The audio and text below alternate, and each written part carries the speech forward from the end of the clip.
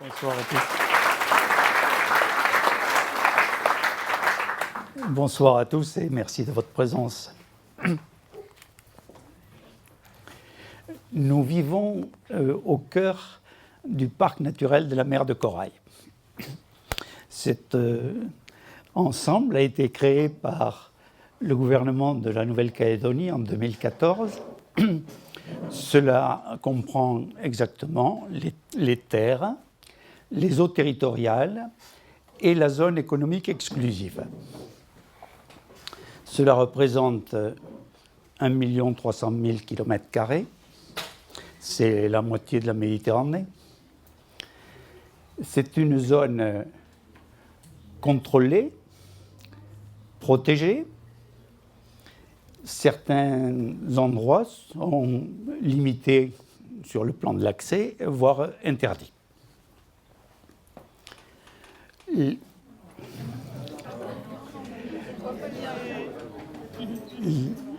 Les scientifiques s'y intéressent énormément par la richesse de sa faune, de sa flore, les économistes aussi, et les cinéastes aussi, qui nous font de très très belles images, parce que l'ensemble mérite vraiment des spectacles assez extraordinaires. Il nous revient de conserver et de diffuser l'histoire de cette région et tout particulièrement l'histoire maritime.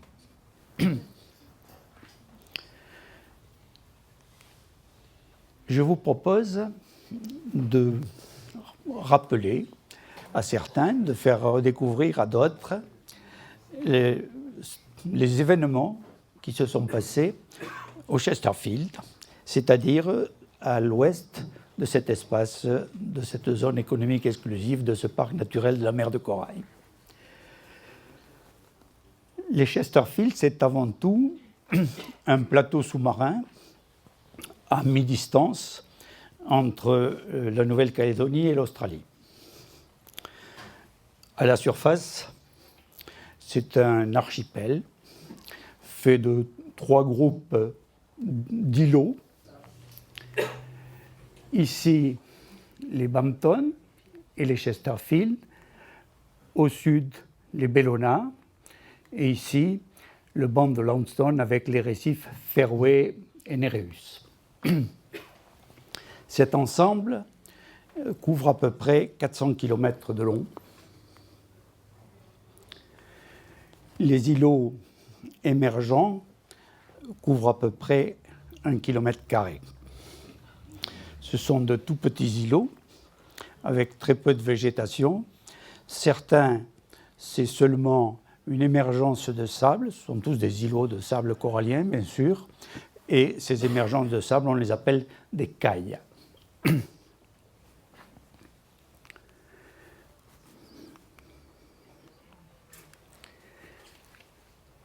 Les premiers à découvrir cette région, cela s'est fait tout à fait par hasard.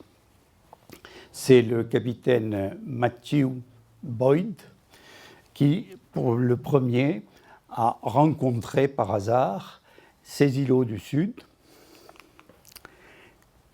et leur a donné le nom de son bateau, le Bellona. On était en janvier 1793. La même année, le capitaine Bampton a trouvé l'îlot Bampton et lui a donné son nom. Il était accompagné d'un autre bateau, commandé par le capitaine Halt, et le bateau, lui, s'appelait Chesterfield. Et comme le Chesterfield a quelque peu égratigné le récif, à moins que ce ne soit le contraire, on a donné à tout cet ensemble, et il a conservé le nom de Chesterfield. Je vous ai dit donc que ça représentait une grande surface dans laquelle la navigation est extrêmement difficile, bien sûr, et à une certaine époque, sans cartographie et sans prévision météorologique, eh bien, le parcours à l'intérieur de cette zone était extrêmement risqué. Voilà à peu près ce que sont les îlots, donc du sable corallien avec très peu de végétation. Et voilà ce que sont les cailles de sable, c'est-à-dire une petite émergence, une bosse de sable qui sort en surface et sans végétation dessus. Les rencontres sont intéressantes, bien sûr. Il y a énormément d'oiseaux. C'est le lieu de repos et de ponte des tortues. Les requins sont chez eux, bien évidemment. Et le fond est corallien et extrêmement coloré, très agréable à plonger. Pendant de nombreuses années, la région a été fréquentée uniquement par les baleiniers. Les baleines viennent se reproduire dans cette région, bien sûr, et la zone avait l'avantage de pouvoir se mettre un petit peu à l'abri, si vous voulez, une fois qu'on avait chassé. Vous voyez qu'il reste peu de traces, bien sûr, de cette période, parce que les baleiniers étaient des matelots assez légers en bois, donc après 150 ans, il reste peu de restes, mais on a des fois, et par hasard, on peut tomber sur des choses qui interpellent. Ici, une côte de baleine qui était conservée dans le sable. Merci. On était en train de parler des baleiniers et du peu de restes qu'on peut rencontrer dans la zone. Mais ici, on a sur l'île Longue quelque chose d'extrêmement intéressant. Ce n'est jamais que quelques morceaux de fonte, mais c'est les restes d'un chaudron qui a dû faire fondre pas mal de graisse de baleine. Et puis, on rencontre, bien sûr, en plongeant, là il s'agissait d'une côte, une chaîne, ici une ancre au bout d'une chaîne, mais les éléments d'aujourd'hui ne permettent pas d'identifier les navires auxquels ça a appartenu. La zone devient de plus en plus fréquentée et, comme je vous ai dit tout à l'heure, elle est non cartographiée et avec vraiment des difficultés de navigation, eh bien, elle va connaître un très grand nombre de naufrages. Voilà ce que nous avons repéré. Peut-être que la liste n'est pas exhaustive, il y en a peut-être quelques-uns qui ont échappé à nos recherches. Le premier navire qui a coulé dans notre région, et c'est le premier navire qui a coulé en Nouvelle-Calédonie, c'est le Madeira Packet, un baleinier qui a coulé en 1832. On n'a pas trouvé de traces, bien sûr, de cet événement. Et puis, se sont passés donc différents événements, et je voudrais parler tout particulièrement de certains qui ont marqué l'histoire par le volume et l'intérêt que pouvait présenter l'événement.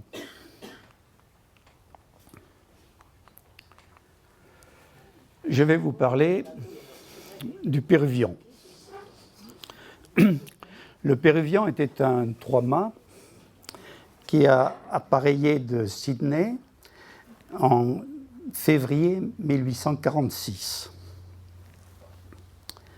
Il avait à bord le capitaine Pitekli, son épouse et son frère, deux couples de voyageurs et un équipage d'une quinzaine d'hommes. Ils étaient chargés de bois et de marchandises diverses qu'ils allaient mener en Chine, et il était prévu qu'ils ramèneraient des travailleurs pour le début des exploitations agricoles de l'Australie. On n'aura plus jamais de nouvelles du Péruvian. Au milieu du XIXe siècle, les éleveurs de moutons en Australie remontaient du sud vers le nord, ce qui est aujourd'hui le Queensland. Ils s'installaient, ils s'appropriaient les terres, repoussant les aborigènes par la force et quelquefois par les armes. Le 25 janvier 1863, deux d'entre eux, qui étaient dans une cabane, ont été interpellés de la façon suivante: « Ne me tuez pas, je suis un objet anglais rescapé d'un naufrage. »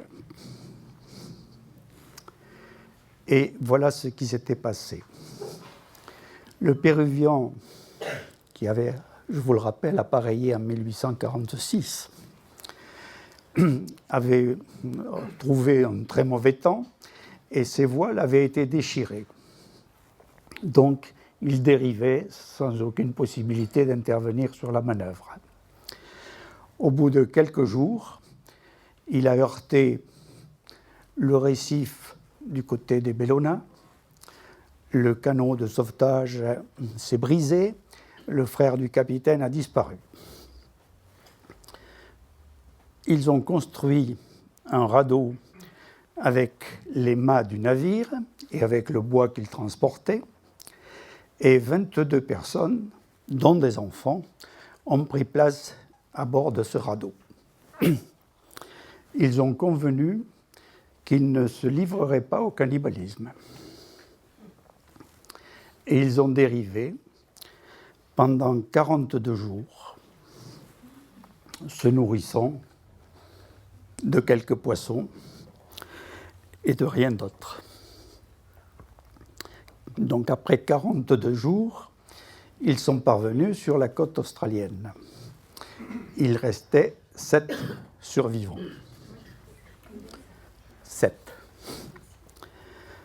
Là, ils ont encore passé 14 jours sans voir personne, parce que les aborigènes qui les avaient vus arriver et qui les surveillaient n'étaient pas encore tout à fait certains qu'il s'agissait d'êtres humains. Ils ont fini par les accueillir et ces 7 rescapés ont vécu avec la tribu aborigène. Ils n'ont pas survécu longtemps, il n'en est resté qu'un, c'était le Mousse, James Murrell. Il avait à ce moment-là 22 ans et on l'a retrouvé 17 ans après, comme je vous le disais tout à l'heure. James Murrell avait donc vécu 17 ans dans une tribu aborigène et il est retourné à Sydney. Il s'est marié, il a eu un enfant. Il n'a pas eu une vie très longue parce que trop de curieux lui faisaient raconter ses aventures et lui offraient à boire pour cela. On a recherché des traces du Péruvien du côté de Bobichol, en fait toute la zone des Bellona du Sud, mais sans beaucoup d'espoir d'ailleurs de retrouver les restes.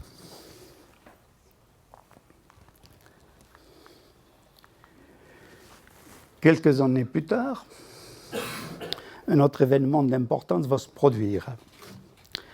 Le Grimenza était un grand 3-mâts qui avait eu un pavillon américain, puis ensuite péruvien. Il transportait des travailleurs de Chine vers soit les mines d'or de Californie, soit l'exploitation du guano au Pérou. En 1854, il embarque à Formose 800 travailleurs. Déjà, c'était 300 de trop pour la capacité du navire. Un autre événement était tout à fait anormal, c'est que ces travailleurs pensaient partir vers la Californie dans les mines d'or. Or, en fait, et parce que l'armateur et le capitaine gagnaient davantage sur une autre opération, ils allaient être conduits vers les exploitations de guano du Pérou. Comme bien sûr le ravitaillement était en quantité insuffisante, ils ont prévu de passer par la Nouvelle-Zélande pour aller compléter ce ravitaillement. Certains parmi les passagers se sont rendus compte que vraiment la route n'était pas la bonne. Il y a eu un début de mutinerie qui a été sévèrement et même cruellement réprimé. Le 4 juillet 1854, le Grimenza heurte le récif près des Bampton. Et le capitaine Penny saute dans un canot avec quelques spires et abandonne son bateau et ses passagers. Son second, qui s'appelait Colin, a lui embarqué aussi dans un canot en amenant une douzaine de passagers. Il n'y a pas de place pour les autres. Et ils vont naviguer en direction de l'Australie. Ils seront récupérés au bout de 9 jours par le Sophia, qui les amènera à Mackay. À Mackay, ils verront arriver 2 ou 3 jours après l'Eliza Warwick, qui était passée aussi à côté du naufrage et sur une caille de sable avait récupéré une douzaine de survivants. De cet événement, le capitaine Penny, lui, est arrivé jusqu'en Nouvelle-Irlande au bout de 25 jours avec son canot. De cet événement, on décompte moins de 40 survivants, ce qui fait du naufrage du Grimenza un des éléments qui a provoqué le plus de pertes humaines dans la région ici, à l'exception bien sûr des événements de la Seconde Guerre mondiale. On n'a jamais retrouvé aucune trace du Grimenza. Oui, je viens donc de vous dire 2 histoires de naufrage, l'un avec des pertes considérables, le premier aussi également, mais avec un événement en particulier, c'est un des survivants qui a duré le plus après un naufrage de ce type. Et je voudrais maintenant continuer avec un autre de notre genre.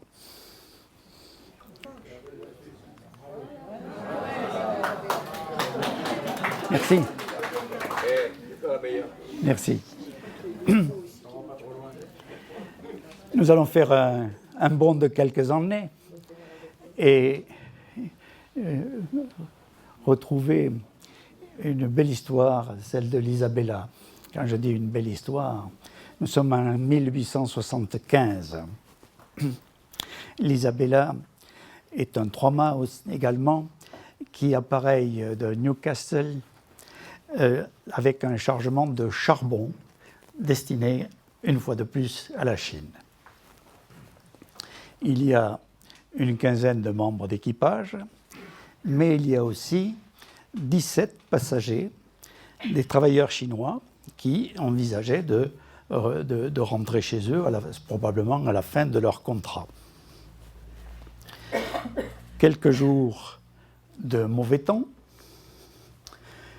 qui ne permettent pas de faire le point, et enfin une éclaircie. Le capitaine fait un point et estime qu'il est nettement à l'ouest des Chesterfield. Dans la nuit suivante, le bateau heurte le récif. La mer est mauvaise. Un des canaux est détruit au moment où on essaie de quitter le bateau, qui ne sera pas récupérable. Et le capitaine Smith et ses hommes embarquent dans le canot restant et abandonnent le navire.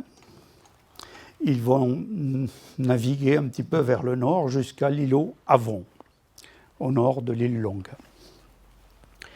Les passagers, eux, sont abandonnés et ils vont tenter de rejoindre, tant bien que mal, une caille de sable qui est assez peu éloignée. 7 d'entre eux y parviendront. Après quelques jours, donc les deux groupes, bien sûr, ne se retrouvent pas et n'ont aucun contact possible d'ailleurs. Au bout de quelques jours, le capitaine décide d'essayer de rejoindre l'Australie avec une partie de l'équipage, parce qu'on ne peut pas partir à 16 sur ce bateau, sur le canot, donc il y a 9 hommes qui partent avec lui et ils en laissent quelques-uns sur l'îlot Avon. Effectivement, après quelques jours de navigation, ils seront récupérés par un bateau, le Courant Béné, qui va les ramener en Australie.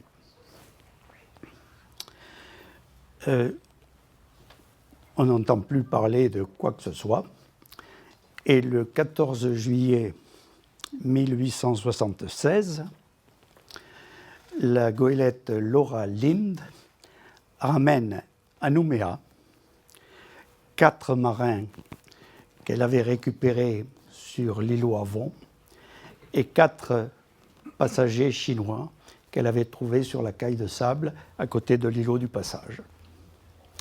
Ce groupe-là avait vécu 6 mois sur ces îlots, sans eau bien sûr, en vivant des œufs de tortue et des œufs d'oiseaux.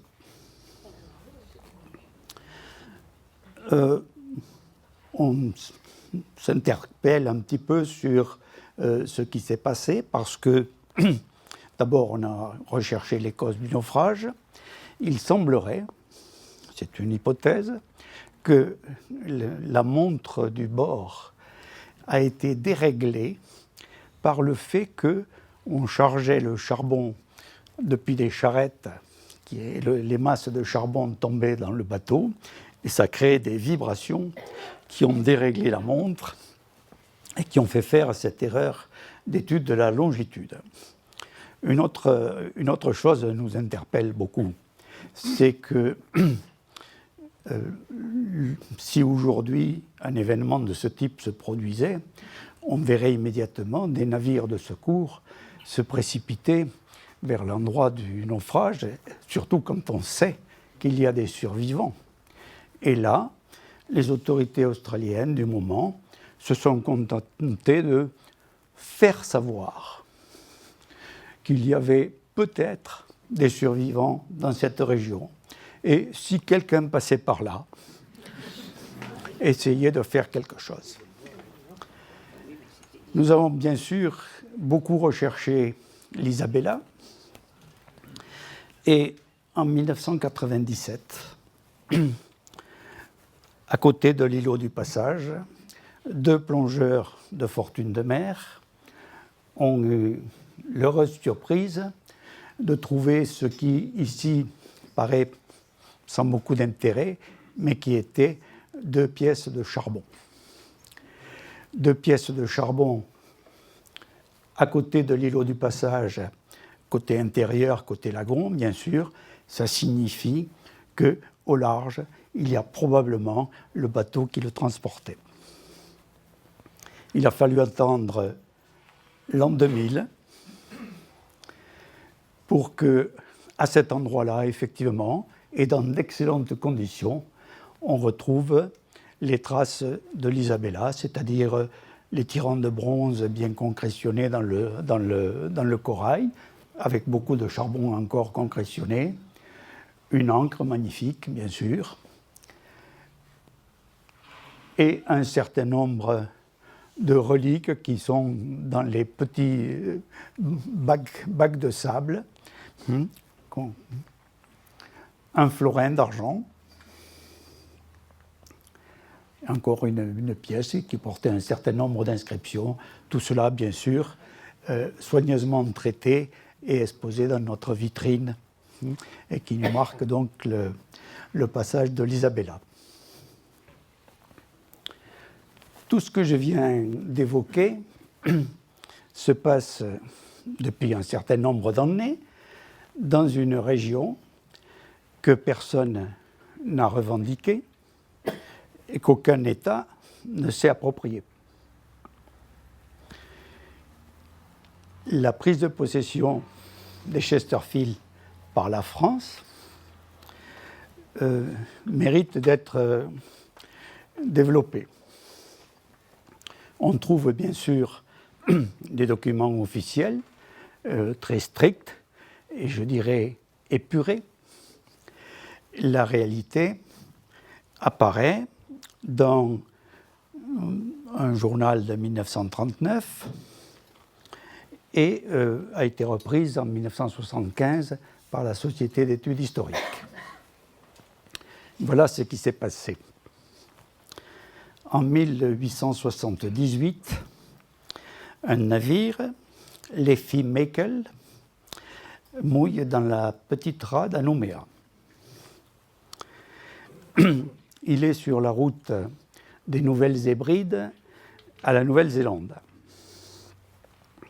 Et il a un problème particulier, c'est que la cambuse est vide. La cambuse, c'est là où sont les réserves alimentaires nécessaires à la vie sur le bateau. On peut se demander pourquoi l'avitaillement n'avait pas été fait aux Nouvelles-Hébrides. La raison apparaît sans doute dans la phrase suivante, c'est que la caisse du bord aussi est vide. Donc, pour alimenter son équipage et préparer le ravitaillement de son bateau, le capitaine North va emprunter de l'argent. Et il emprunte une forte somme, 20 000 francs, à un Calédonien, Alcide Desmasures. Est-ce pour lui garantir sa capacité de remboursement, ou certains prétendent que les tractations ont été arrosées sans modération? En tout cas, le capitaine North confie à Alcide Desmasures son projet. Dès qu'il sera arrivé en Nouvelle-Zélande, il va demander au consul anglais de prendre possession de la région des Chesterfield, où il envisage d'exploiter le guano, ce qui lui permettra de vivre largement et en tout cas de payer ses dettes. Dès que l'Effie Meikle a appareillé, Alcide Desmasures se précipite chez le gouverneur, qui est à l'époque le capitaine de vaisseau Olry, qui est là, depuis qu'il a été amiral et maintenant sa statue est au bas de la place des Cocotiers, et il lui révèle tout le montage de l'opération. Le gouverneur prend immédiatement une mesure. Il donne l'ordre au lieutenant de vaisseau Guyon, qui commande le vapeur La Seudre, de se rendre au Chesterfield avec les missions suivantes. S'assurer qu'aucun pavillon étranger ne flotte sur ces îlots, en prendre possession au nom de la France. C'est ce qui se fait le 15 juin 1878. Et l'exploitation de guano pourra débuter très vite parce que la Seudre avait déjà embarqué 2 personnes, futurs dirigeants des compagnies d'exploitation. On a utilisé 2 ou 3 fois le mot guano, bien sûr. Le guano, c'est pour faire distinguer ce qui reste d'un poisson après qu'un oiseau l'a gobé et digéré.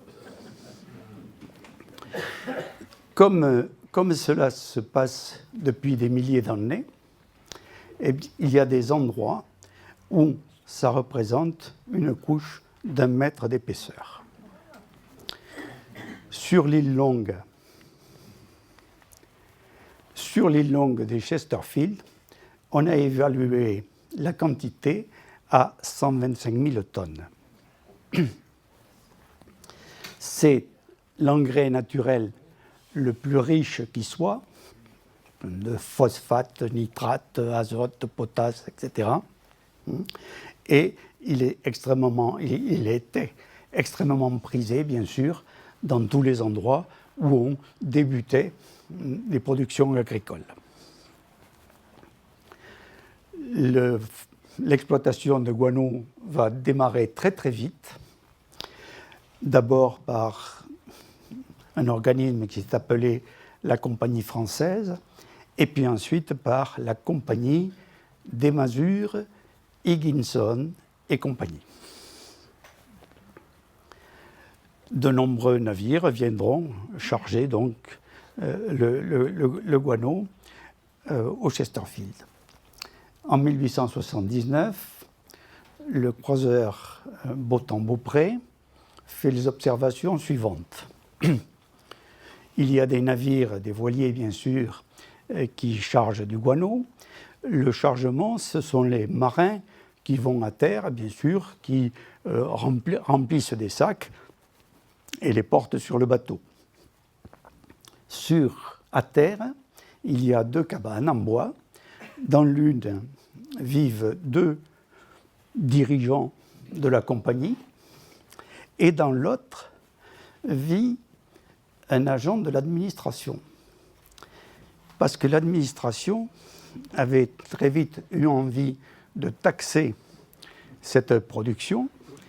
Et donc, il y a un agent qui va vivre pendant quelques mois sur l'île Longue pour contrôler les quantités de guano qui sont extraites. Il n'y a pas d'eau sur l'île Longue, bien sûr, donc il est soumis à une alimentation en vivres et en eau que lui donnent les marins de passage. Le dernier, M. Martin, ne durera que quelques mois dans son poste, il va l'abandonner et, curieusement, les quantités déclarées de guano vont diminuer sensiblement. C'est une exploitation qui va durer donc pendant quelques années, de 1878 à peu près 1879 jusqu'à 1887. Faisons un bond de quelques années. Quelques années plus tard, beaucoup de progrès technologiques, bien sûr, mais qui ne résolvent pas tous les problèmes. Nous sommes en 1939. Le Fotini-Caraz, qui avait changé de nom déjà 2 fois, est un cargo minéralier qui charge 6500 tonnes de chrome à Pagoumen. Il doit les amener peut-être en Allemagne.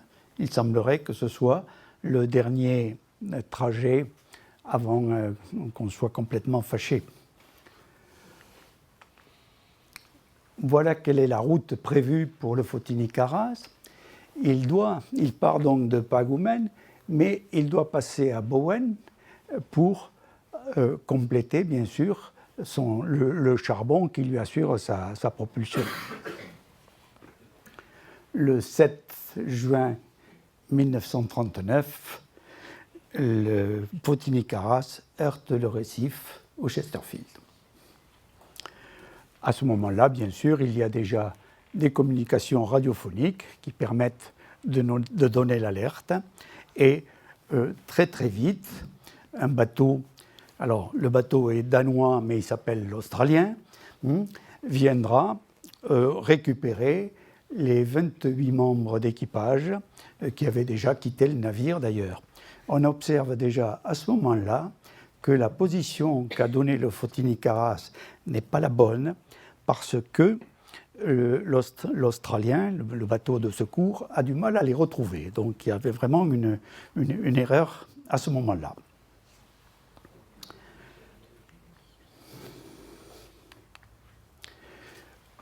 Le bateau est donc abandonné. En quelques mois plus tard, une société va expertiser la situation et estimer qu'il est peut-être possible de faire un renflouement. On envoie donc 2 navires, le James Cook, et vous avez là une image assez rare, parce que ceci c'est le James Cook, mais ceci en travers, là-bas, c'est le Fotini Karas sur son récif. Donc le James Cook va d'abord tenter d'alléger le navire en lui prenant une partie de sa cargaison, et avec un autre bateau, le Néo-Hébridé, les deux vont tenter de l'extraire du récif. De nombreux travaux sont en cours. Il y a même un plongeur sous-marin avec à l'époque les moyens de l'époque qui va essayer de faire des soudures, etc., pour boucher tous les trous de la coque. Et on va commencer à remorquer le Fotini Karas. Arrive le mauvais coup de vent qui le ramène à nouveau vers les récifs, et là on estimera qu'il n'est pas possible de le récupérer. Comme c'est une épave récente, comme c'est un cargo de gros format, il est bien évident que Fortune de mer a mené de nombreuses recherches dans la zone. Eh bien, pour l'instant, tout cela, c'est des points où il n'est pas. Donc, de nouvelles hypothèses se font, bien sûr, et il y a un nouveau projet. Lorsque les conditions seront réunies, il faut des moyens, il faut une bonne météo, il faut un certain nombre d'éléments. C'est assez loin d'ici, bien sûr, il faut des personnels disponibles et qualifiés. Voilà donc l'endroit où, la prochaine fois, on ira chercher le Fotini Karas, en espérant le trouver un jour, bien sûr. La vie continue sur ces îlots, bien sûr, et à partir de 1968, la météorologie nationale va installer sur l'île Loup une station automatique qui existe toujours. Quand je dis une station qui existe toujours, elle a beaucoup changé. Elle a subi tous les progrès techniques qui existent, bien sûr. Voilà ce qu'est la station en 1999. Voilà ce qu'il y a aujourd'hui en 2019. Ce qui est intéressant et efficace, bien sûr, c'est ce qu'il y a dedans. Voilà des appareils qui enregistrent toutes les données météorologiques sur cette zone. Elles sont transmises à la météorologie nationale en Nouvelle-Calédonie qui utilise des éléments pour les prévisions météorologiques, mais aussi en métropole, parce que ça rentre dans les grandes statistiques climatiques, etc.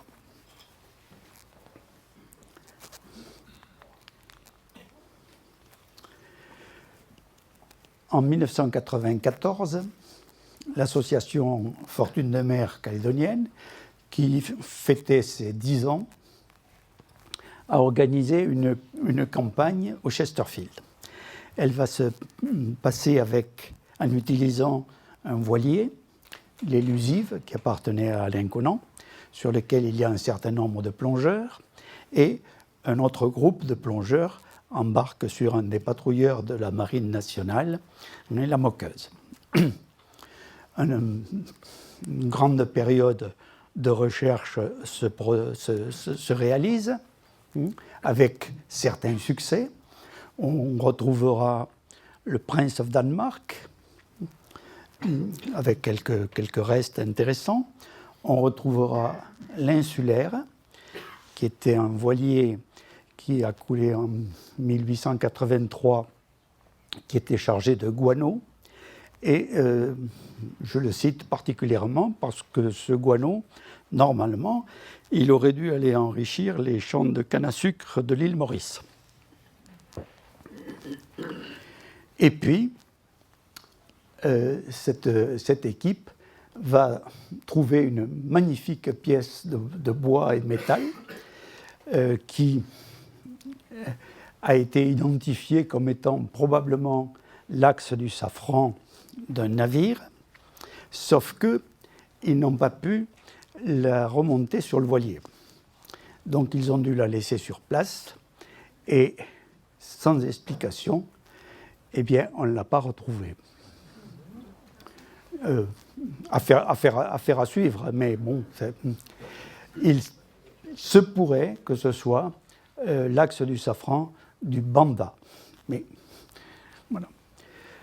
Pendant tous ces travaux, chaque fois que les plongeurs sortaient la tête de l'eau, ils étaient surpris de voir au-dessus d'eux de nombreux passages du Gardien.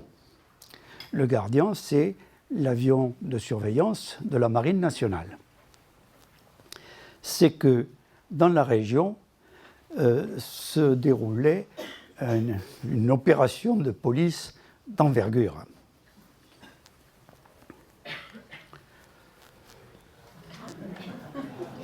Les autorités australiennes, qui surveillaient l'opération depuis 2 ans, avaient repéré qu'un navire, le Paulson, ramenait vers l'Australie de la résine de cannabis. Et en liaison avec la police calédonienne, le réseau a été identifié et démonté.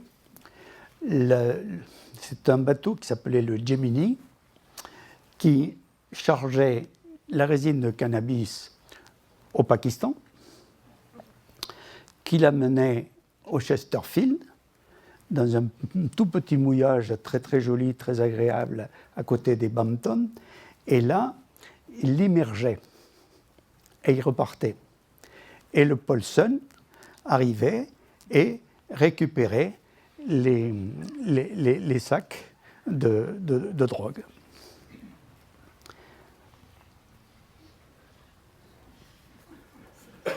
L'opération a été démontée. C'est le Laplace qui avait amené des plongeurs qui ont récupéré tout ce stock de résine de cannabis qui a terminé dans les fours de la SLN.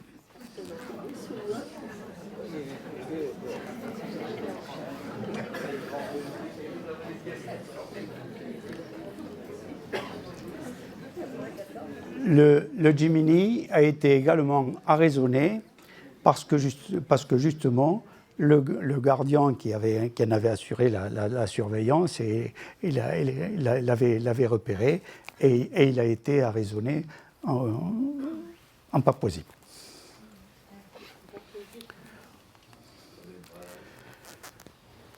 Les opérations continuent, bien sûr. En 2001, on retrouvera des traces de Leyland Donan. En 2004, l'ancre du Sarah Ridgway, à l'extrême sud de Bellona. Et la même année, une opération d'envergure est menée. On a parlé tout à l'heure de la zone économique exclusive. Tout État qui dispose d'une vue sur mer, a sa zone économique exclusive qui est de 200 nautiques. Sauf que, entre le Chesterfield et l'Australie, il n'y a pas 400 nautiques pour avoir entre les deux un petit peu d'eau internationale. Donc, il faut se mettre d'accord, bien sûr, sur la position exacte de cette frontière. Pendant des années, on a pu ne pas trop s'en préoccuper, peu importe qu'un blue bot soit d'un côté ou de l'autre, de toute façon, il est en infraction. Mais, si un jour, on trouvait sur le plateau des Chesterfield des hydrocarbures, si on trouvait par grand fond des nodules polymétalliques, on aimerait bien connaître sa propriété au centimètre près. Donc en 2004, le gouvernement de la Nouvelle-Calédonie obtient du CHOM, l'organisme de la marine qui établit les cartes, de mener une mission au Chesterfield pour avoir le point précis de chaque rocher émergent, de façon ensuite à se mettre d'accord avec les Australiens pour définir la frontière commune. Et une après-midi de beau temps, on est, pendant que d'autres, bien sûr, fouillaient le récif, toujours à la recherche des épaves, la sirène du patrouilleur rappelle tout le monde d'urgence. Il s'était passé un événement original. 2 plongeurs du CHOM étaient dans une passe en train de travailler, sans doute d'installer un appareil, et depuis le bateau de surface, un de leurs camarades a pensé faire une belle apnée pour aller leur taper sur l'épaule et les voir. Sauf que sur le trajet, il a reçu une profonde morsure, sans doute d'un requin gris. Donc, les opérations s'engagent bien sûr pour traiter cette affaire, et le bateau, le patrouilleur, 18 nœuds, bien sûr, direction Kumak, pour évacuer le plus rapidement possible le blessé. L'hélicoptère va venir à sa rencontre et à partir du patrouilleur, dès qu'on retrouve l'hélicoptère, bien sûr, eh bien, il y a l'évacuation. On voit très bien, mais ceci, comme on dit d'habitude, ceci n'est pas un exercice, c'est une réalité. Et demi-tour pour revenir vers les lieux où devait s'effectuer la suite des travaux. Et là, le commandant du navire explique qu'on va aller à très faible vitesse, parce que si on va à vitesse normale, on arrivera à la nuit tombée et on ne peut pas rentrer dans l'ensemble de la zone lorsqu'il fait nuit, s'il n'y en a pas de visibilité. Et là, Fortune de mer demande au commandant si on ne pourrait pas envisager une autre option, c'est d'aller à vitesse normale et de s'arrêter quelques heures au récif Fairway, où on n'a bien sûr jamais l'occasion d'aller. Cela se fait, et en quelques heures, on retrouvera sur le récif Fairway les traces, les restes d'un palangrier japonais qui avait coulé sur ce récif en 1972, avec des pertes humaines d'ailleurs, mais il n'y avait pas eu d'opération menée à partir de la Nouvelle-Calédonie parce qu'il n'y avait pas d'informations, bien sûr.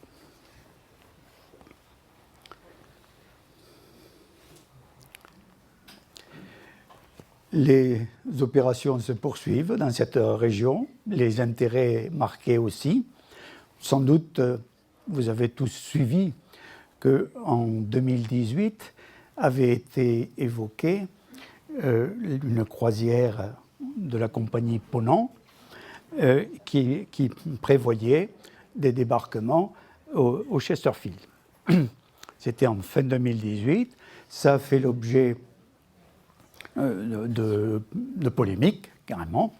Et en 2019, le gouvernement de la Nouvelle-Calédonie a pris la décision de ne pas autoriser cette opération, bien que la compagnie Ponant se prévale d'une sorte d'écotourisme, etc. Mais enfin bon, comme on est dans une zone déjà réserve, ça n'a pas été autorisé. Mais en 2019, il s'est passé un autre événement. Les autorités maritimes en Nouvelle-Calédonie ont eu la surprise d'avoir l'information suivante: un cargo est échoué au Bampton.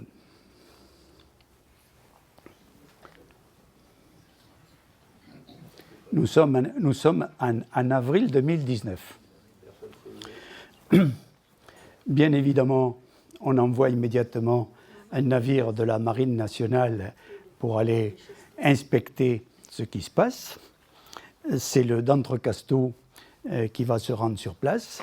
Et là, deuxième surprise et d'envergure, c'est que toutes les traces d'identification ont été soigneusement effacées. Donc, voilà ce bateau qui s'est posé sur les Bampton il y a à peine plus d'un an et qui n'a pas été identifié. Il y a plusieurs hypothèses, bien sûr. On pense beaucoup à un ravitailleur de Blue Boat. Les gens qui passent dans la zone, ils vont déposer quelques colis, bien sûr, officiellement dans un port australien, et puis sur le retour, ils ravitaillent les pêcheurs illégaux. Voilà tous les événements qui se passent dans cette région. Je dois remercier la Société d'études historiques, bien sûr, qui collecte et conserve et diffuse des informations, la météorologie nationale, évidemment, et puis les amis qui conservent soigneusement documents et images, et puis les partagent. Tout ce que je viens de raconter, bien sûr, ça paraît condensé. Donc, on pourrait imaginer que la vie sur ces îlots est trépidante. En fait, on vient de balayer 2 siècles. Donc, les après-midi, ça peut être très, très souvent comme ça. Et là, inévitablement, chez les humains, les avis divergent. Certains voient dans ce regard le mécontentement d'avoir été réveillés, et d'autres y lisent des signes de bienvenue. Je vous remercie.